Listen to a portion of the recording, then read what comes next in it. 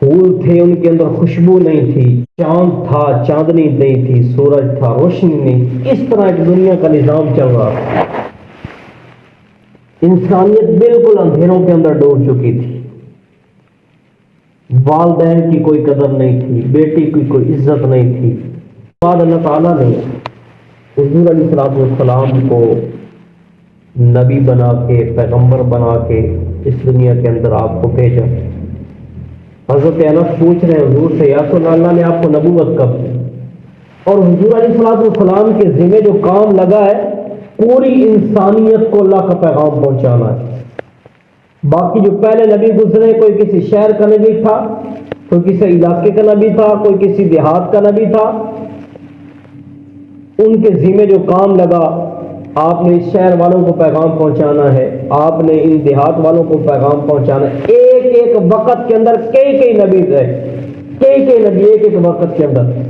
حضرت موسیٰ علیہ السلام جس طرح موجود تھے تو ان کے ساتھ حضرت ہارون علیہ السلام بھی موجود تھے، ایک ایک وقت کے اندر کئی نبی۔ اور حضرت موسیٰ علیہ السلام نے جب ہجرت کر کے آپ شام گئے، وہاں پر حضرت شعیب علیہ السلام بھی موجود تھے۔ تو ایک ایک وقت کے اندر کئی نبی تھے، لیکن حضور علیہ السلام کے جب جو کام ذمہ لگا پوری انسانیت کو پیغام پہنچانا ہے، اور ایسی انسانیت ہے جو اندھیروں کے اندر ڈوبی ہوئی ہے، بیٹے کی کوئی عزت نہیں ہے، ماں کی کوئی عزت نہیں ہے۔ حضرت انس پوچھ رہے ہیں یا رسول اللہ نے آپ کو نبی کب بنایا؟ جواب تو یہ تھا کہ 40 سال کی عمر میں، لیکن حضور فرما رہے ہیں جب آدم کی مٹی گارے کے اندر موجود تھی اس وقت اللہ مجھے نبی بنا چکا، لیکن آپ نے جو اعلان نبوت کیا ہے 40 سال کی عمر میں کیا ہے، 63 سال کی عمر میں آپ کا وصال ہو گیا، 23 سال کے عرصے کے اندر آپ نے پوری انسانیت کو پیغام پہنچانا ہے، اور ایسے معاشرے کے اندر انقلاب پیدا کرنا ہے آپ نے جہاں پر انسان کو انسان نہیں سمجھا جاتا، جہاں پر بیٹی کی کوئی عزت نہیں ہے، بیٹی کو بیٹی نہیں سمجھا جاتا، جہاں پر ماں کو ماں نہیں سمجھا جاتا، ایسے کے اندر آپ نے انقلاب پیدا کرنا ہے۔ غار ہرا کے اندر نبی کوئی بھی ہو کسی استاد کا براہ راست شاگرد نہیں ہوتا، براہ راست وہ اللہ سے علم دیتا ہے۔ آپ پر پہلی وحی نازل ہوتی ہے اقرأ بسم ربک الذی خلق خلق الانسان من علق، پڑھا لکھا نہیں ہے، میں کیسے یاد کروں گا؟ حضرت جبریل علیہ السلام نے حضور علیہ السلام کو اپنے سینے کے ساتھ لگا کے دبایا، اور یہ سارا جو چیزیں تھیں یہ اللہ تعالیٰ کی طرف سے تھی۔ تو حضور علیہ السلام آپ کی جو پریشانی تھی کہ میں بھول جاؤں گا، وہ پریشانی جاتی رہی۔ ربک الذی خلق خلق الانسان من علق۔ تو ایسے معاشرے کے اندر آپ نے انقلاب پیدا کرنا ہے۔ پہلی وحی نازل ہوئی، آپ آئے حضرت خدیجہ کے پاس کہ میری کون بات سنے گا، ایسے معاشرے کے اندر میری بات کو کون تسلیم کرے گا، میرے پیغام کو کون قبول کرے گا؟ تو حضرت خدیجہ عرض کرنے لگی یا رسول اللہ آپ ابتدا تو کیجئے، قبول کرنے کے لیے میں تیار بیٹھی۔ تو حضور علیہ السلام کو تسلی ہوئی، حضرت خدیجہ عورتوں میں سے سب سے پہلے مسلمان ہو گئی، پھر مردوں میں سے سیدنا صدیق اکبر رضی اللہ تعالیٰ عنہ وہ مسلمان ہوئے، مردوں میں سے سب سے پہلے۔ ایک روایت ہے کہ حضور علیہ السلام نے جب اعلان سیدنا صدیق اکبر اپنے گھر کے اندر موجود نہیں تھے، ملک شام گئے ہوئے تھے تجارت کے لیے، اور تجارت کے اندر ان کا ایک بڑا نام تھا، امانت دار بھی تھے، بڑے تاجروں کے اندر ان کا شمار ہوتا تھا، اور جو مکہ والے ہیں ان کا جو تجارت کا مرکز تھا وہ ملک شام تھا، وہاں سے لین دین کرنا۔ تو ملک شام گئے ہوئے تھے، پہلے بھی جاتے تھے، تو سوچا یہاں پر ایک یمنی بزرگ رہتے اس کی زیارت کر کے آتا ہوں۔ تو یمنی بزرگ کی عمر تھی 390 سال، ان کی زیارت کے لیے گئے تو پوچھا بیٹا کہاں سے آئے ہو؟ کہا جی مکہ سے آیا ہوں۔ کا نام؟ کا میرا نام عبداللہ ہے۔ اسلام لانے سے پہلے سیدنا صدیق اکبر کا نام عبد الکعبہ تھا، لیکن حضور علیہ السلام نے آپ کا نام عبداللہ رکھ دیا۔ آپ کو عتیق بھی کہتے ہیں، عتیق یہ بھی آپ کا لقب ہے۔ ابو بکر آپ کی کنیت ہے، صدیق آپ کا لقب ہے۔ جب حضور علیہ السلام کو معراج ہوئی اور معراج کا سارے لوگ انکار کر رہے تھے، سیدنا صدیق اکبر حضور علیہ السلام کی معراج کا اقرار کر رہے تھے، تصدیق کر رہے تھے۔ اس وجہ سے آپ کو ابو بکر صدیق کہتے ہیں. تو آپ اس یمنی بزرگ عالم کی زیارت کے لیے گئے. وہ یمنی بزرگ جو تھا وہ تورات کا بھی عالم تھا, انجیل کا بھی عالم تھا. تو حضرت ابو بکر صدیق سے پوچھ رہا کہاں سے آئے ہو؟ کبھی مکہ سے آئے ہو. نام عبداللہ, باپ کا نام ابو قحافہ عثمان بن عامر ہے. تو وہ آگے سے کہنے لگا تیرے ناک کے قریب ایک تل کا نشان ہے. اس نے کہا جی ہے. کہا اٹھ کھڑا ہونا میرے گلے میں. کہا حضرت میں آپ کی زیارت کے لیے آیا, مجھے لگتا ہے آپ میری زیارت کو بےتاب ہے. تو آگے سے وہ یمنی بزرگ کہنے لگا بیٹا میں تورات کا بھی عالم ہوں, انجیل کا بھی عالم ہوں. میں نے اپنی کتابوں کے اندر پڑھا ہے آخری نبی جو مکہ کے اندر آئے گا اس نبی کے باپ کا نام عبداللہ ہوگا اور اس کی ماں کا نام آمنہ ہوگا, اور جو سب سے پہلے اس پہ ایمان لے کے آئے گا اس کا نام ابو بکر ہوگا. اس کا نام ابو بکر ہوگا. تو وہ یمنی بزرگ حضرت ابو بکر صدیق کی زیارت کے لیے بےتاب بیٹھا. یہ پچھلی گئیاں جو ہو رہی تھی یہ پہلے سے ہو رہی تھی. تو حضرت ابو بکر صدیق نے کوئی معجزہ نہیں مانگا حضور سے کہ اصلا مجھے فلاں معجزہ دکھائیے میں پھر ایمان لے کے آؤں گا, مجھے دکھائیے کہ چاند کے 2 ٹکڑے کیسے کرتے ہیں, مجھے دکھائیے کیسے آپ کو سلام کرتا ہے. نہیں, کسی چیز کا مطالبہ نہیں کیا. حضور علیہ الصلوۃ والسلام کی خبر ملتے کہ آپ نے نبوت کا اعلان کر دیا فوراً حضور پہ ایمان لے کے آ. فوراً نہ باپ سے مشورہ کیا ہے نہ ماں سے مشورہ کیا ہے. حضور علیہ الصلوۃ والسلام سے حضرت ابو بکر صدیق کا جو یارانہ تھا یہ پہلے کا تھا, پہلے سے آپ کا ایک تعلق تھا, لیکن وہ تعلق دوستی کا تعلق تھا. اب حضرت ابو بکر صدیق نے جو حضور کے ہاتھ پہ بیعت کیے, آپ عرض کر رہے تھے کہ اصل آج سے آپ نبی بن گئے اور امتی بن گئے. یہ وہ لوگ ہیں چنے ہوئے لوگ ہیں, چنے ہوئے لوگ. حضرت ابو بکر صدیق رضی اللہ تعالیٰ نے حضور علیہ الصلوۃ والسلام کا بڑا ساتھ دیا. حضور علیہ الصلوۃ والسلام آپ انفرادی طور پہ محنت کر رہے تھے, لوگوں کو جا کے مل رہے تھے, لیکن ابو بکر صدیق کے گھر سے قرآن پڑھنے کی آواز دور تک سنائی دیتی. کہتے تھے لوگ ایسا قرآن پڑھا کرے, کافر آ کے ظلم کرتے ہیں, حضرت ابو بکر صدیق کو تکلیف پہنچاتے ہیں. اس حد تک ظلم کیا سیدنا صدیق اکبر رضی اللہ تعالیٰ عنہ. ابھی تک ہجرت کا حکم نہیں آیا, آپ ہجرت کرنے پہ مجبور ہو گئے تھے, لیکن ایک سردار کے کہنے پہ اس نے اپنی امان کے اندر سیدنا صدیق اکبر سے یہ وعدہ کیا کہ آج کے بعد آپ کو کوئی تکلیف نہیں کی. لوگوں نے یہ سارا کچھ برداشت کیا لیکن اسلام سے نہیں پھرے, اسلام سے نہیں پھرے, اپنے ایمان سے نہیں پھرے.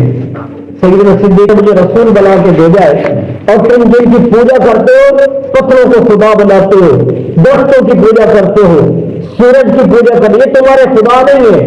تمہارا خدا وہی ہے قل هو اللہ احد اللہ الصمد لم یلد ولم یولد ولم یکن له کفوا احد. تمہارا وہ خدا ہے جس کا کوئی شریک نہیں ہے, جو بے نیاز ہے, جو سب کچھ کرنے سے قادر ہے. تمہارے خدا تو ان کے اوپر کوئی مکھی بیٹھ جائے وہ اپنے اوپر سے اڑا سکتے, وہ تمہارا نفع اور نقصان کے مالک کیسے ہو سکتے ہیں. اس بات پر کافر پھٹ پڑے. حضور علیہ السلام کو مارنے کے لیے آ گئے, پتھر اٹھائے گئے. سیدنا صدیق اکبر سامنے ہو جاتے ہیں, مار مار کر سیدنا صدیق اکبر رضی اللہ تعالیٰ عنہ کو ان کو بے ہوش کر دیا, زخمی ہو گئے.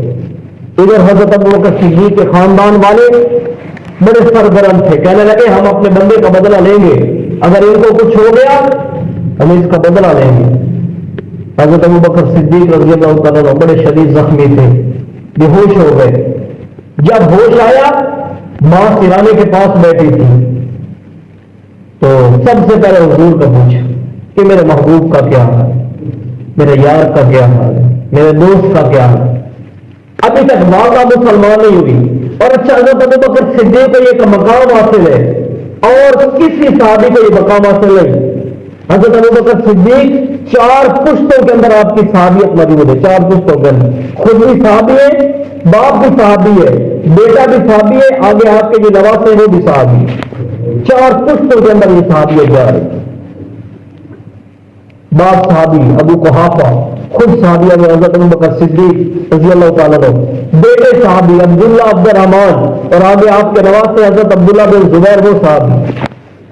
4 پشتوں کے اندر یہ صحابیت جاری, اور کسی صحابی کو یہ مقام حاصل ہے. تو جب ہوش آیا تو حضور کا پوچھا کہ میرے محبوب کا خیال، والدہ بھی تک مسلمان نہیں ہوئی، تو والدہ کہنے لگی مجھے تیرے یار کے بارے میں کیا خبر، کہ اس کا کیا حال ہے، کہ جب تک دیکھ نہ لو کوئی چیز کھاؤ۔ والدہ سرانے کے پاس بیٹھی ہے دودھ لے کے، جو بیٹے کو ہوش آئے گا سب سے پہلے دودھ پیش کرو۔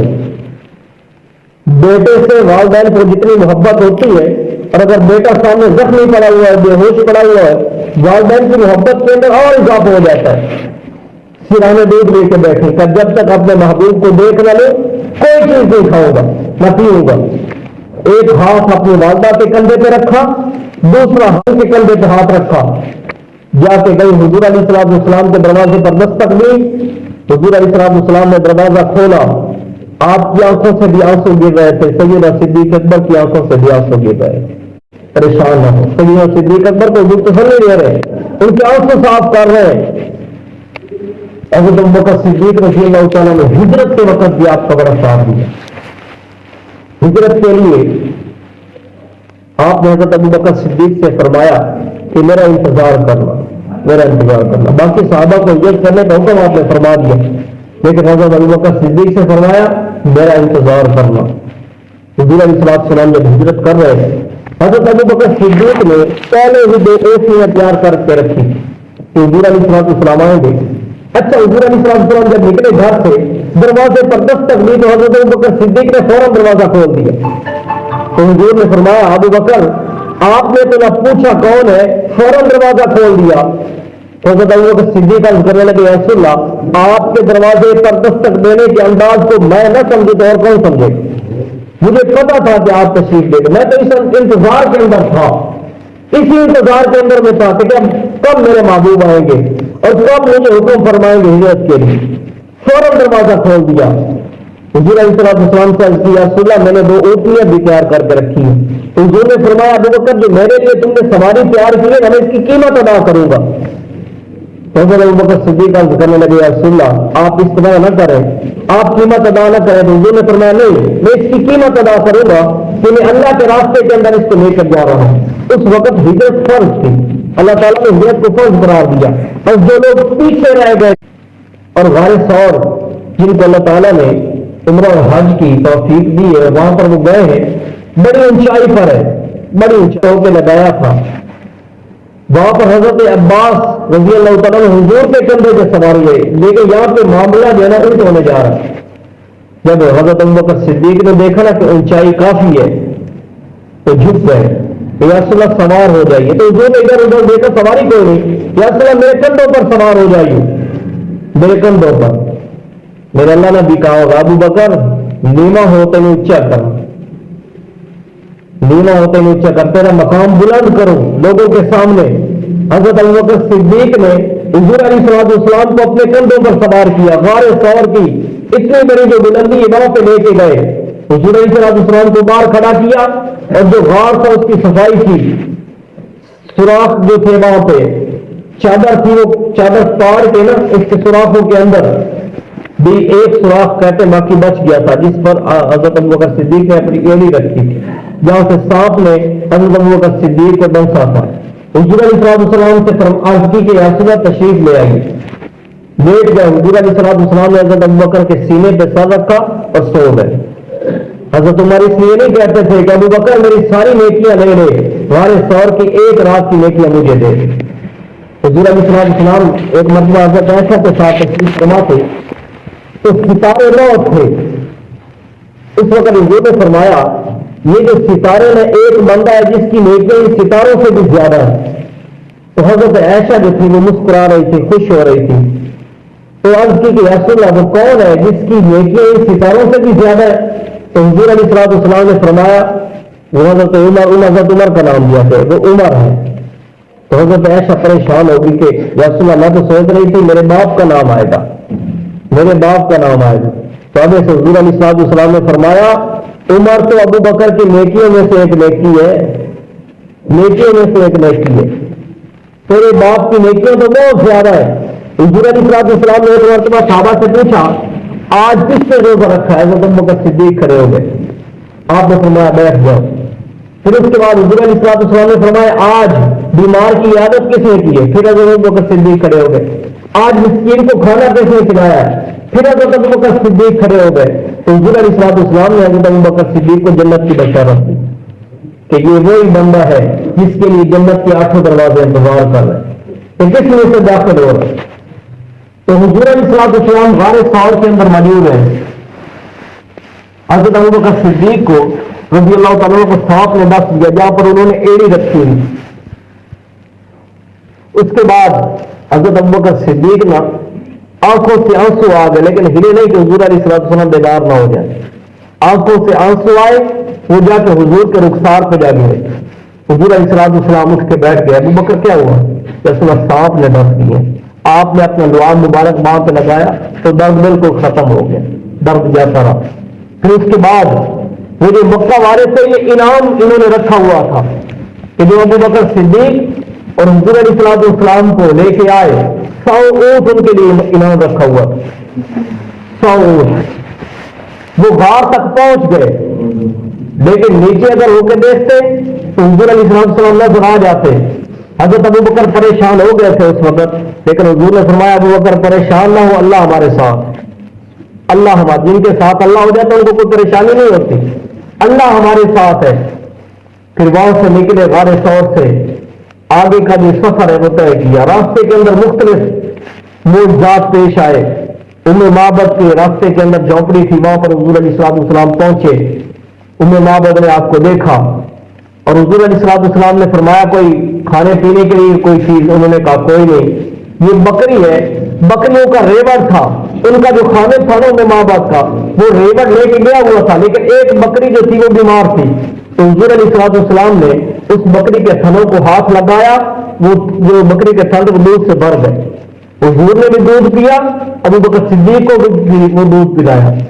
حضرت عمر کے زمانے میں بکری کی جو عمر زیادہ نہیں ہوتی، 7 سال 8 سال 10 سال بس اتنی بکری کی عمر ہوتی ہے، لیکن وہ بکری 22 سال زندہ رہی.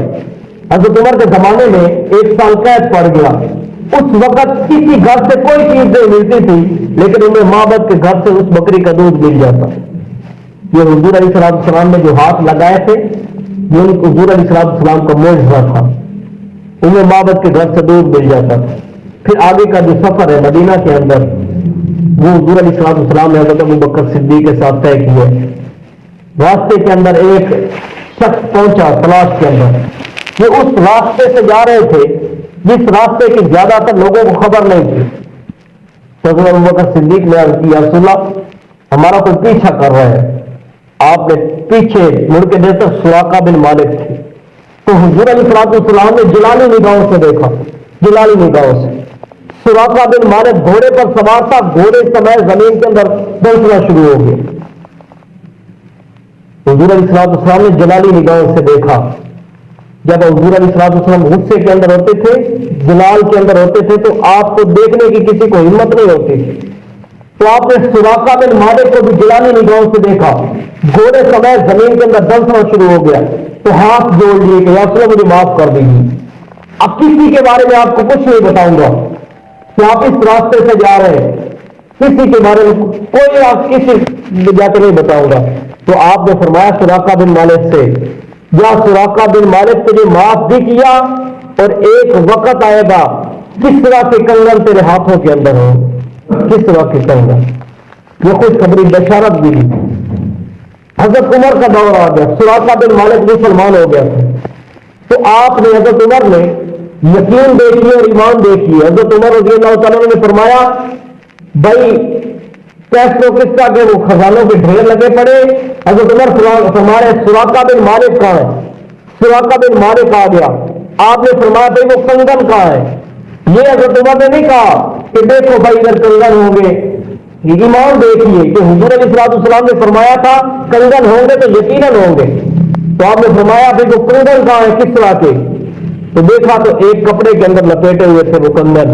تو آپ نے ان کنگنوں کو کھولا اور سراقہ بن مالک کے ہاتھوں کے اندر پہنایا اور فرمایا سراقہ بن مالک ان کنگنوں کو اور ہاتھوں کو اوپر اٹھا اور لہرا، اب لوگوں کو بتا بھائی میرا نبی بھی سچا تھا اور میرے نبی کی بات بھی سچی تھی، بتا. سراقہ بن مالک نے اپنے ہاتھ اوپر کیے اور اس کنگنوں کو لہرایا اور عرض کی کہ مجھے حضور علیہ السلام نے فرمایا تھا سراقہ بن مالک ایک وقت آئے گا کسرا کے کنگن تیرے ہاتھوں میں ہوگی. حالانکہ دور یہ ہے کہ حضور علیہ السلام کو خود ہجرت میں مجبور کیا جا رہا ہے. دور یہ ہے کہ حضرت ابوبکر صدیق کو ہجرت میں مجبور کیا جا رہا ہے اور حضور علیہ السلام غار ثور کے باہر کھڑے ہو کے یہ فرما رہے ہیں کہ اے مکہ میں تجھے چھوڑ کے کبھی نہ جاتا اگر میری قوم مجھے نہ نکالتی. لیکن پیشین گوئی کر رہے ہیں سپر پاور اس وقت جو تھی کیسر و کسرا کے متعلق سراقہ بن مالک کو پیشین گوئی کر رہے ہیں کہ کسرا کے کنگن تیرے ہاتھوں کے اندر ہو. پیشین گوئی کر رہے ہیں. اس کے بعد حضور علیہ السلام نے مدینہ ہجرت کی ہے اور ایسا رنگ چڑھانا حضرت ابوبکر صدیق پر حضور علیہ السلام کا کہ لوگ بھول ہی گئے کہ صدیق کون ہے اور نبی کون ہے. لوگ بھول گئے. پھر بعد کے اندر جب سیدنا صدیق اکبر نے حضور علیہ السلام پر چادر کی اس وقت پتہ چلا یہ نبی اور یہ وہ غلام ہے. وہاں پر چھوٹی چھوٹی بچیوں کے منہ سے بے ساختہ نکلا طلع البدر علینا. حضور علیہ السلام کو دیکھ کے وہ دیکھو 14ویں کا چاند آ گیا. تو سیدنا صدیق اکبر نے حضور علیہ السلام کا بڑا ساتھ دیا. جب آپ ایک جنازے کے اندر شریک ہوئے وہاں سے گھر آتے ہوئے آپ کو بخار ہو گیا. یہ 15 دن پہلے کی بات ہے حضور علیہ السلام کے وصال سے. 4 دن آپ کے جانے کے اندر رہتے ہیں. حضرت بلال رضی اللہ تعالیٰ آتے ہیں عشاء کی نماز سے. عشاء کی نماز کا وقت ہو گیا ہے. حضور علیہ السلام سے اٹھا نہیں پایا. اس نے کوشش کرتے ہیں پھر تھوڑی دیر کے بعد حضور کو ہوش آتا ہے پوچھتے بے نماز ہو گئی. حضرت بلال رضی اللہ تعالیٰ کرتے ہیں اصل آپ کا انتظار ہے. صحابہ کرام آپ کا انتظار کر رہے ہیں. پھر حضور علیہ السلام اٹھنے لگتے ہیں. پھر آپ سے اٹھا نہیں جا رہا. تیسری مرتبہ آپ نے فرمایا ابو بکر سے کہو کہ نماز پڑھا. یہ حضور علیہ السلام کی موجودگی کے اندر یہ اس بات کی طرف اشارہ تھا کہ میرے بعد خلیفہ ابو بکر ہے. لیکن آپ نے تفصیلاً یہ بات کیوں نہیں کی کہ میرے بعد ابو بکر خلیفہ ہوں گے؟ یہ اس وجہ سے نہیں کی اگر لوگ حضرت ابو بکر صدیق کی نافرمانی کرتے تو اللہ کا عذاب ان پر آتا. اس وجہ سے آپ نے اشارہ کر یہ بات فرمائی. آپ نے فرمایا ابو بکر سے کہو کہ نماز پڑھا. حضرت ابو بکر صدیق نہ 6ویں صف کے اندر موجود تھے. حضرت عمر 7ویں صف کے اندر کھڑے ہوئے تھے. تو لوگوں نے کہا کہ نماز ہی پڑھانی ہے کوئی نہیں. انہوں نے حضرت عمر کو آگے کر دیا. جب حضرت عمر نے کہا اللہ اکبر تو حضور علیہ السلام 4 پائی پر اٹھ کے بیٹھ گئے. آپ نے فرمایا عمر کو پیچھے کیا جائے. حالانکہ عمر کوئی عام شخصیت نہیں ہے. لو کان آبادی نبی کا کانا عمر ہے تو میرے بعد کوئی نبی ہوتا تو عمر ہوتا. حضرت عمر کوئی عام شخصیت نہیں. دوسرے نمبر پر پہنچ چکے ہیں. 39ویں نمبر پر ایمان لے کے آئے لیکن مقام اتنا بڑھ چکا ہے کہ دوسرے نمبر پر پہنچ چکے ہیں. حضور نے فرمایا عمر کو پیچھے کیا جائے ابو بکر کو آگے کیا جائے. میرے اللہ نے فرمایا میری موجودگی کے اندر ابو بکر کے سوا میرے مسئلے پر کوئی کھڑا نہیں ہو سکتا. کوئی کھڑا نہیں ہو سکتا. پھر اگلے دن ظہر کی نماز آپ نے حضرت عباس کے کندھے پہ ہاتھ رکھا اور دوسرا ہاتھ حضرت علی کے کندھے پہ رکھا. پھر آپ مسجد تشریف لے کے جا رہے ہیں. ظہر کی نماز ہے. حضرت ابو بکر صدیق نماز پڑھا رہے ہیں تو حضور علیہ السلام کو محسوس ہو گیا کہ حضور تشریف لے کے جا رہے ہیں. حضرت ابو بکر صدیق پیچھے ہٹنے لگ گئے مصلے سے. تو آپ نے اشارہ فرمایا ابو بکر مصلے پہ کھڑے رہو. لیکن حضرت ابو بکر صدیق جو تھے وہ پیچھے ہٹ گئے. پھر حضور علیہ السلام آگے تشریف لے کے آئے. آپ نے یہ نماز بیٹھ کے یہ نماز کروائی ہے. حضور علیہ السلام صحابہ کرام نے کھڑے ہو کے نماز پڑھی ہے. حضور علیہ السلام نے بیٹھ کے نماز یہ پڑھائی ہے.